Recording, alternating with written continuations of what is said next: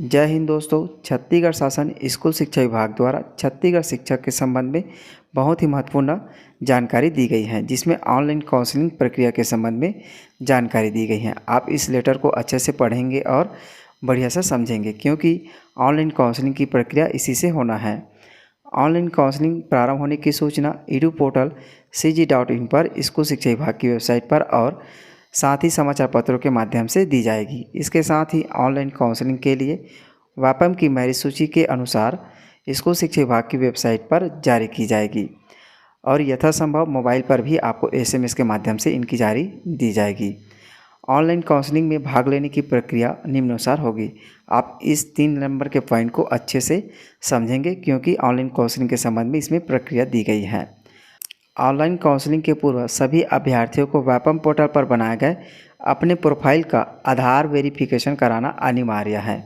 यदि आप अपने प्रोफाइल में आधार वेरिफिकेशन नहीं किए हैं तो आप इसमें भाग नहीं ले सकते हैं। इसलिए आप अपने प्रोफाइल में आधार वेरिफिकेशन अनिवार्य रूप से करा लीजिए।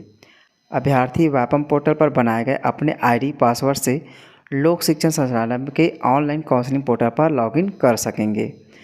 लॉगिन करने पर स्क्रीन पर डैशबोर्ड दिखाई देगा, जिसमें अभ्यर्थी द्वारा दिए गए भर्ती परीक्षाओं, सहायक शिक्षक व्याख्याता की जानकारी दी होगी। सर्वप्रथम व्याख्याता पद की ऑनलाइन काउंसलिंग प्रारंभ की जाएगी। इसके बाद शिक्षक से संबंधित इसमें सहायक शिक्षक और शिक्षक से संबंधित काउंसलिंग प्रारंभ की जाएगी। आप याद रखेंगे, व्याख्याता के संबंध में अभी ऑनलाइन काउंसलिंग की जाएगी। केवल प्रारंभिक रूप से चयनित अभ्यर्थी ही ऑनलाइन काउंसलिंग में भाग ले सकेंगे। अभ्यर्थी द्वारा पोर्टल पर साइन इन करने पर दस्तावेज सत्यापन का राउंड, जिसमें प्रीफ्रेंस फिलिंग विंडो और प्रीफ्रेंस स्टेटस और एक्शन प्रदर्शित होगा। एक्शन बटन इसमें प्रदर्शित होगा आपके डैशबोर्ड में।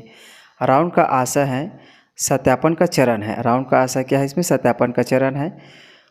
प्रीफ्रेंस फिलिंग विंडो में ऑनलाइन काउंसलिंग खुले रहने की अवधि है। प्रीफ्रेंस फिलिंग विंडो में ऑनलाइन काउंसलिंग खुले रहने की अवधि दी जाएगी। इसमें प्रीफ्रेंस स्टेटस में अभ्यर्थी द्वारा अब तक चयन किए गए शालाओं की सूची होगी। इसमें याद रखेंगे, प्रीफ्रेंस स्टेटस में अभ्यर्थी द्वारा अब तक चयन किए गए शालाओं की सूची होगी। एक्शन में जाकर अभ्यर्थी अपने पसंद की शालाओं का चयन कर सकेंगे। आप स्कूलों का चयन इसमें एक्शन बटन पर जाकर चयन कर सकते हैं। एक्शन में फिल रेफरेंस में इंटर करने पर अभ्यर्थी के स्क्रीन पर दूसरा विंडो खुलेगा, जिसमें अभ्यर्थी का photo, profile, ID, registration number और नाम, प्राप्तांक आदि की जानकारी प्रदर्शित होगी। इसके नीचे दिए गए 2 बॉक्स में से प्रथम बॉक्स में सिलेक्ट यूर प्राथमिकता के अंतर्गत जिला, ब्लॉक का नाम तथा पदांकन हेतु उपलब्ध विद्यालयों की सूची उपलब्ध होगी। इस सूची से अभ्यर्थी अपने पसंद की शालाओं को चयन कर सकेंगे, जो द्वितीय बॉक्स में सिलेक्ट यूर प्राथमिकता में अंतर्गत प्रदर्शित होगी। आप इसमें सेलेक्ट यूर प्राथमिकता में जाकर जिला का नाम, ब्लॉक का नाम और आपके पदांकन का नाम देखकर उसमें आप सेलेक्ट कर सकते हैं। अभ्यर्थी यूर सेलेक्टेड प्राथमिकता में सूचीबद्ध शालाओं की सूची में शालाओं का क्रमबद्ध अपने पसंद के अनुसार से ऊपर नीचे कर सकेंगे। अपने पसंद के अनुसार आप इसमें पहला रैंक, दूसरा रैंक दे सकते हैं।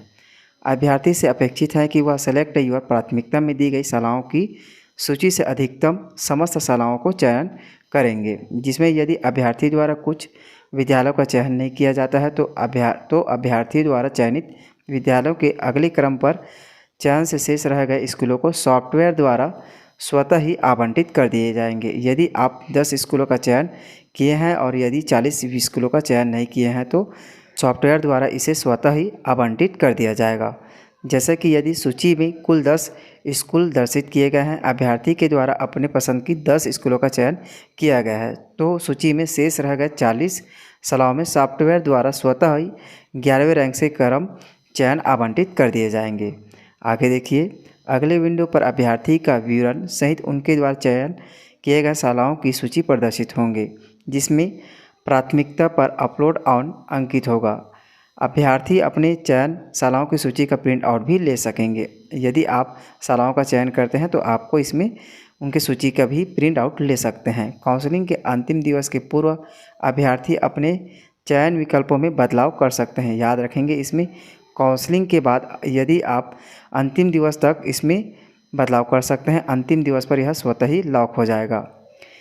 यदि कोई अभ्यर्थी स्कूल शिक्षा के पोर्टल पर लॉगिन नहीं करता है तथा अपने चयन हेतु शालाओं को प्राथमिकता क्रम पर प्रदान नहीं करता है तो ऐसी स्थिति में सॉफ्टवेयर द्वारा उसे स्वतः ही इसे आवंटित कर दिया जाएगा। काउंसलिंग के प्रथम चरण पूर्ण होने पर अभ्यर्थी के लॉगिन पर विद्यालय का आवंटन प्रदर्शित होगा, जिसमें उसे आवंटित स्कूल का नाम, कोड, जिला, ब्लॉक नाम का अंकित होगा। अभ्यर्थी को इस आवंटन को स्वीकार करना अनिवार्य होगा, अन्यथा वे चयन प्रक्रिया से बाहर हो जाएंगे।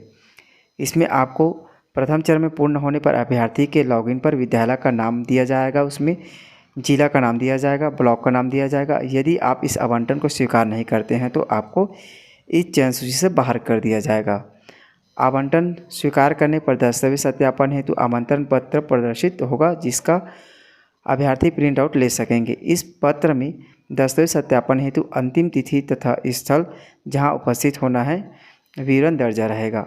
दस्तावेज सत्यापन कार्यालयीन समय पर किया जाएगा। व्याख्याता पद के लिए नियुक्तिकर्ता पदाधिकारी की नियुक्ति की जाएगी, जिसमें 7वां नंबर का पॉइंट है, अभ्यर्थी निर्धारित समय अवधि में नियुक्तिकर्ता प्राधिकारी के कार्यालय में उपस्थित होकर दस्तावेज सत्यापन कराएंगे। पात्र अपात्र की जानकारी सत्यापनकर्ता अधिकारी द्वारा भरी जाएगी तथा अपलोड किया जाएगा, जिसे अभ्यर्थी अपने लॉगिन पर देख सकते हैं। व्यापम की आपकी लॉगिन आईडी पर जाकर देख सकते हैं। जो अभ्यर्थी पात्र होंगे उनका अपात्रता संबंधी पत्र सत्यापनकर्ता अधिकारी के हस्ताक्षर सहित प्रिंट आउट होगा, जिसमें अपात्र होने का कारण भी दर्शाया जाएगा। आगे देखिए 9वां नंबर का पॉइंट है। 9वां नंबर का पॉइंट है, अपात्र अभ्यर्थी चाहे तो अपात्र होने के 7 दिवस के भीतर अपना दावा आपत्ति संचालक लोक शिक्षण को प्रस्तुत कर सकेंगे। याद रखेंगे, इम्पोर्टेंट है। यदि आप अपात्र हो जाते हैं तो 7 दिवस के भीतर दावा आपत्ति संचालक लोक शिक्षण को प्रस्तुत कर सकेंगे। जो अभ्यर्थी पात्र होंगे उन्हें पत्र दिया जाएगा, जिसमें यह उल्लेखित होगा कि आपका दस्तावेज सत्यापन कर लिया गया है। इसके पश्चात पुलिस वेरिफिकेशन एवं अन्य अगली प्रक्रिया की जाएगी। अब इस तरह से आप अभ्यर्थी का स्वघोषणा पत्र होगा, आप इसे पढ़ लेना है अच्छे से। और इसके बाद होगा दस्तावेज सत्यापन का आमंत्रण पत्र भी आपको जारी किया जाएगा। इसके बाद आपको पुलिस वेरिफिकेशन के लिए भी आपको पत्र दिया जाएगा। चलिए मिलते हैं अगले वीडियो में। जय हिंद, जय छत्तीसगढ़।